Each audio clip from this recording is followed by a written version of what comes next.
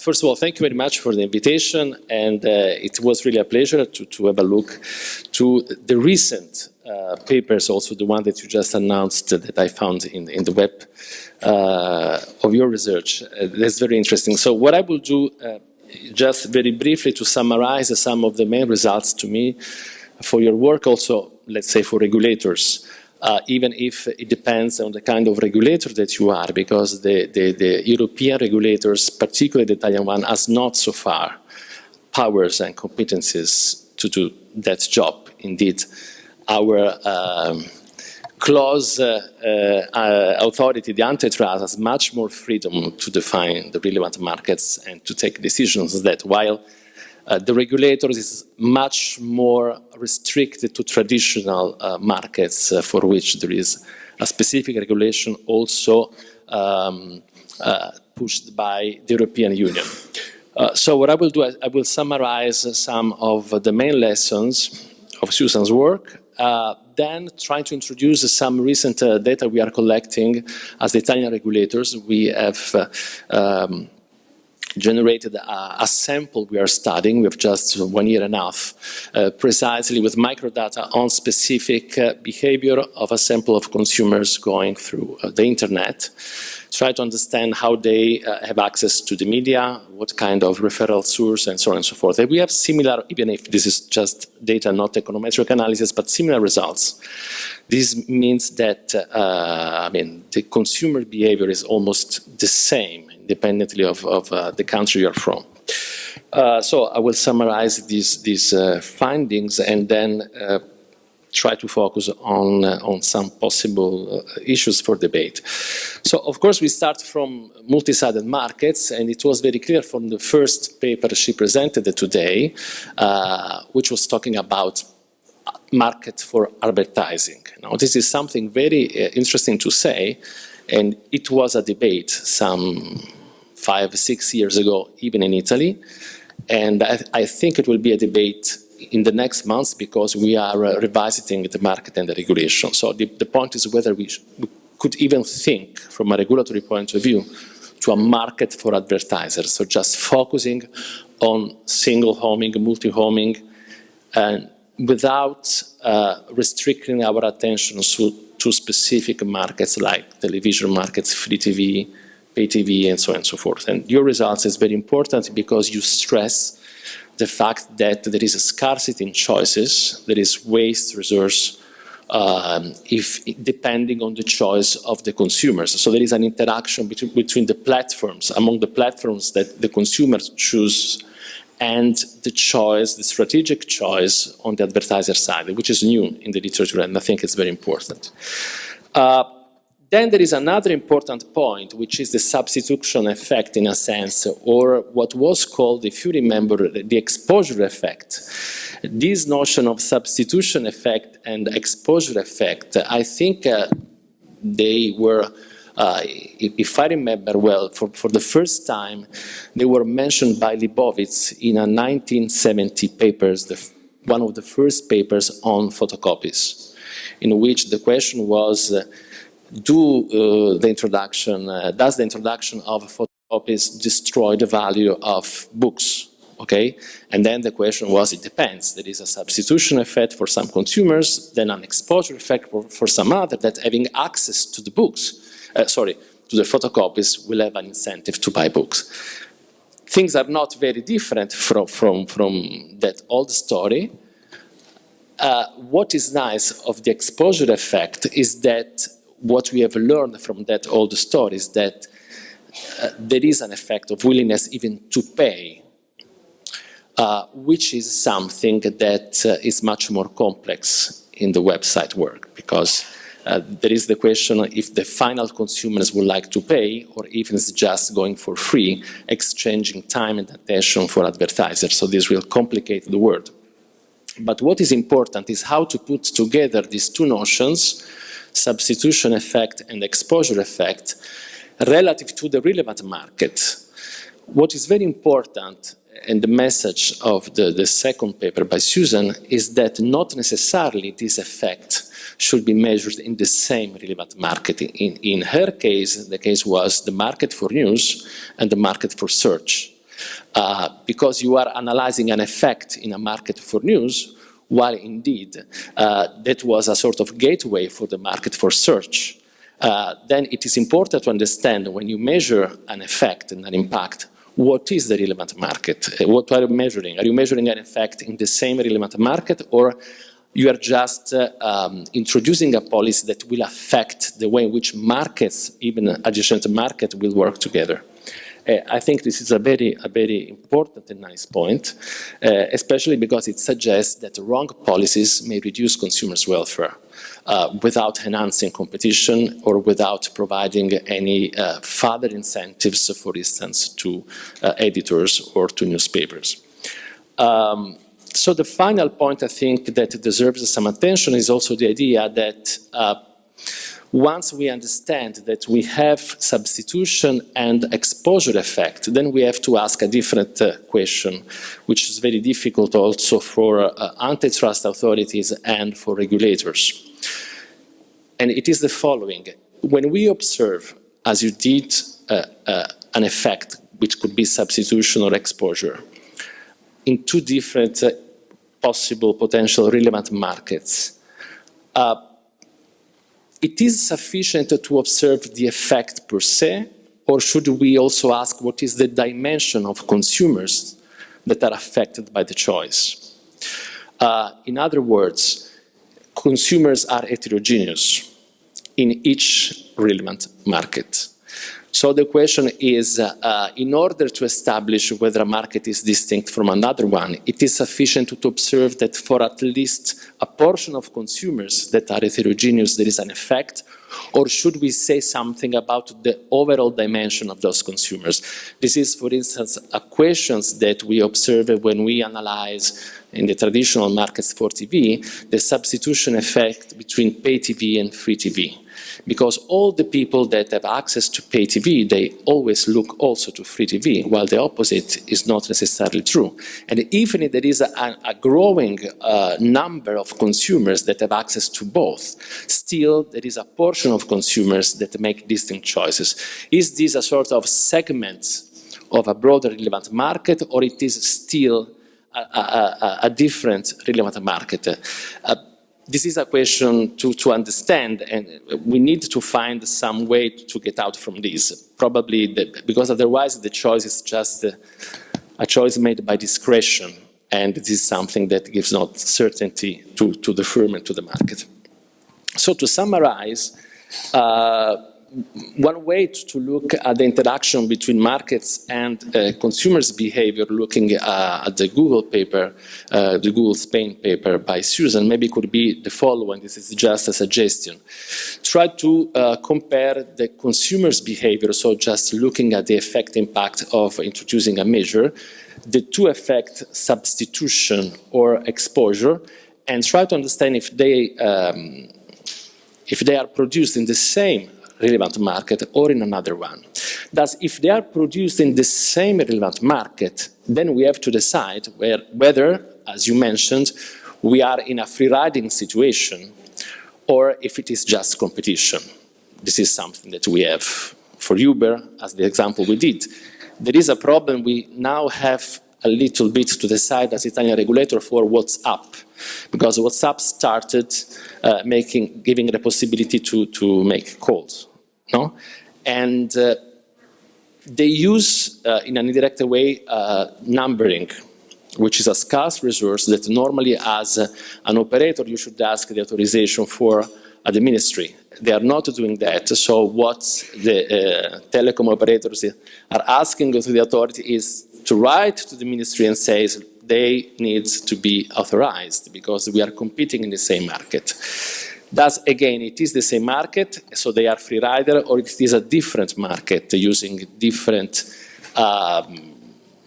also different devices in a sense, different instruments. They are just an app, for instance, in the case of WhatsApp, different quality, different targeting, different segment. We don't know, but it's something we need to know if we have to take a decision. Or otherwise, if the market is another one, then they could be, these services could be gateway for another markets. So if you destroy them or if you introduce new rules, you will reduce the gateway for other markets, okay? And this may decrease the overall welfare. The exposure effect, if it appears in the same relevant market, will increase the dimension of the market and competition. If the exposure effect will be generated in another relevant market, it will just generate a positive externality for the ecosystem, for the digital ecosystem in itself. So I think this is something very nice that, in my view, comes from your contributions. The different side of the story is that in order to decide, we have to measure. So before taking any decision about relevant markets, impact, effect policies, we need to have a sort of a priori and a prioristic method of investigation, especially an empirical one, on the numbers and on the effective choices of consumers. Now, some questions that may be important in this respect are the following. First one, how to measure consumers' heterogeneity. So the question I mentioned before, how can we put together the heterogeneity of consumers and the dimension of the relevant market? What does emerge from your investigation, but also for the data I'm showing to you in a minute, is that we have different classes of consumers. I don't know if these classes will be the same overall over time, but today this is what we observe. Different classes of consumers, for instance, in the attitude to have access in a whole day to news, if they just use only one referral or several, if they are willing to pay for having good news or not.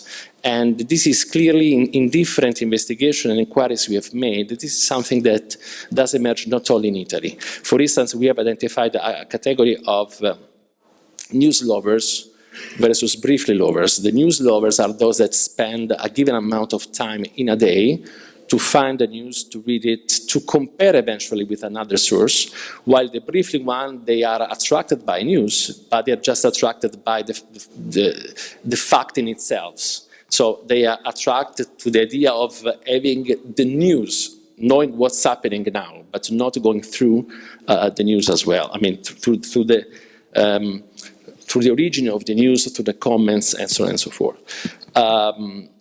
If there are different consumers, of course, advertisers will be willing to pay for them. And this is precisely your point on wasting relative to optimal tracking. And of course, as I mentioned, this is important also to define whether the relevant markets are distinct or not. To show you some brief results of this investigation that the Italian regulator is carrying on since 2013, this is a comparison we have made through a collaboration we started with Reuters and YouGov, in which substantially we have made the same questions to the same sample, not the same sample, but to a sample made in the same way in different countries, so as to make a comparison over time. And here we have just asked how often do you have access to news, and it is nice to see that the distribution is quite similar among all these countries. And another important thing that surprised me is that apparently age does not impact on people's attentiveness. This is something that, if it was just referred to Italy, I have had some doubt, but since it's something that comes across from all different countries, is something that is to take into account. News segmentation. Here we have distinguished news lovers, daily briefers, and casual users. Okay, so we have these different classes. Again, here the distribution is quite similar among these countries we have compared, and what is nice to see is that if this is the distribution, then of course, as an advertiser, I would like to focus on different strategies according to different users. Okay? Here there is not the important question that we have in another questions on multi-homing versus single homing, because of course it matters as well. Now going to Italy, for those that are interested to Italy, what we observed is the way in which you use traditional news, social network, website, newspapers on the website to take information. I'm sorry, over there is not total online is 77%, because in this question we have just asked to take several sources, so you have not to sum up all the information.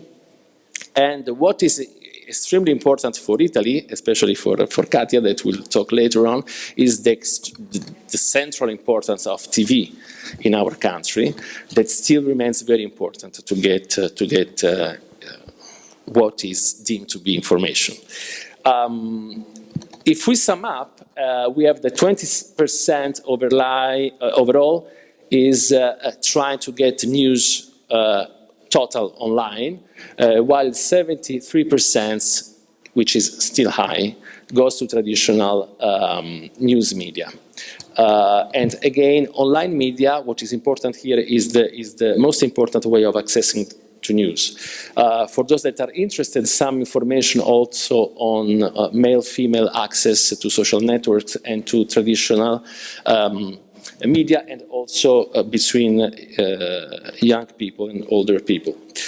Now, this is important with reference to the second paper presented by Susan, which means how digital platforms provide access to information. Are they gateway for information, or they're just per se providing information?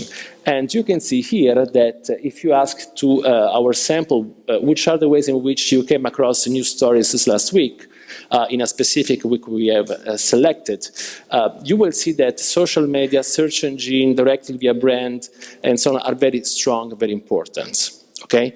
But then if you ask the news consumption, I mean, that was the gateway. Where you get news, we have these surprising results of a social network. And this is something we want to investigate, especially because, as you know, Facebook has announced to have news in top of that, maybe because of these results that we have. So this is important also because to say, because from a regulatory point of view, there is the final point she mentioned in the paper you are working on still, which is very important, because it seems from few research, including yours, that there is a self-biased behavior in searching news through social network. There is a sort of homophilia network for which you are searching through Facebook, of course, your friends, but you are searching a word which somehow is mirroring your words. So you are searching news and approaches of approaching to life, to society, that are mirroring what you think. So you are trying to look and to find the news that probably you would like to share.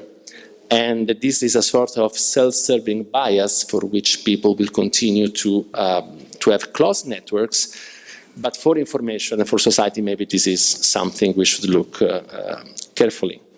Now, I will not go through to all the economic side of the stories, because much better than me, you have analyzed that.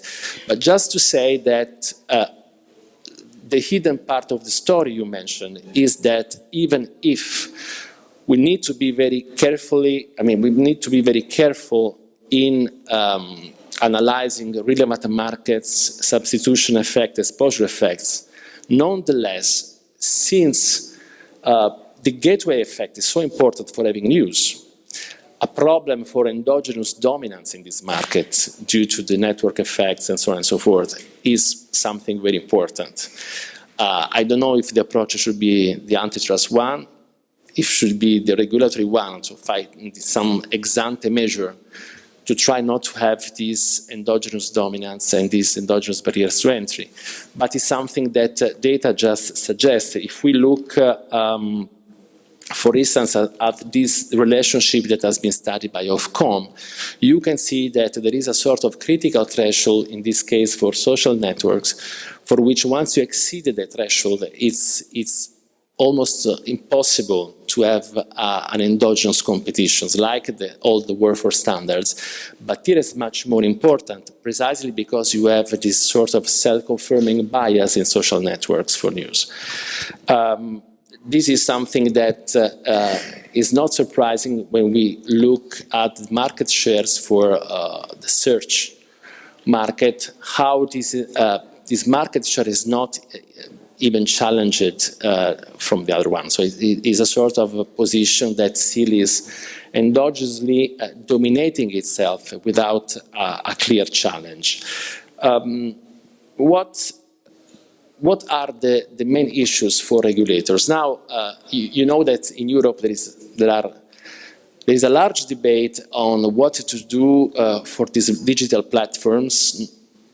One of the most important debates precisely is focused on aggregators, and actually is not driven by regulators but by politicians, and this is a debate that is also at the European level. As a regulators, at the European level, the Board of European Regulators is asking to the Parliament, to the European Parliament, to give some further powers and competencies to the Italian regulators to tackle these problems, because formally we are not allowed. We are allowed to look at advertising in television, advertising in sometimes also in newspaper, to look at telecommunications and so on, but we cannot actually take a decision on over the top. We just did once for our investigation, we asked Google to give us the information on online advertising, and after a while they provided us with the information, but they asked a judge to stop us next time because they said we are not online editors, we are just providing search. So this is an interesting issue to debate. I would just want to focus on the idea that, of course, there is the well-known dilemma that if you have not competencies to tackle dominant position when they grow, precisely because it's so complex to define relevant market, then the risk is that it's too late then to do something once a standard so strong has been adopted in the market. The second point is what you mentioned at the very end, and this is something that has not to do with the antitrust, but has to do with pluralism, with democracy, and so on and so forth, which means the quality of the news, which is the missing question in all this debate. And this is something that, I mean, is even maybe a philosophical question, but should we regulate the internet in terms of pluralism? For instance, we do that when we look at televisions. If there is in the television a political debate, the regulator should somehow look at the way in which the debate is driven, whether minority are respected, and so on and so forth. But once we know that even if TV is so important, but all other sources for news are increasing over time, should we switch regulation, or should we think that the market will solve the problem? As you know, and I'm going to conclude, this is a very strong approach that there is in the US, starting from an old sentence of Justice Holmes, talking about the market for ideas. And the original idea was, there is the market for ideas, and internet is precisely a market for ideas for which the truth will emerge by competition. So you have just to allow people to go in the market, to express themselves. And at the very end, you have not to protect, to be paternalist in the way in which news are revealed, because competition will reduce truth. I just want to conclude with a quote of Ronald Coase paper of 1972, which was titled "Market for Goods and Market for Ideas." And he was just asking, but why, when we talk about goods, we care about consumers? because we think consumers have not enough information to choose. We have problems for misleading advertising. We have problems for abuse of dominance, market power. We want to protect consumers. And when we talk about market for ideas, we assume that the market without rules, because of the strong value of the freedom of expression, is sufficient. After all, they are precisely the same persons doing different choices, but same mind, same persons. What causes reveal to be puzzling was that politically, same people asking for freedom of expression were those asking for protection of consumers. So there is something we should discuss on that. Maybe the truth is something that not necessarily will emerge from competition, but even if emerge, maybe we are not able to understand that actually it was the truth. Thank you.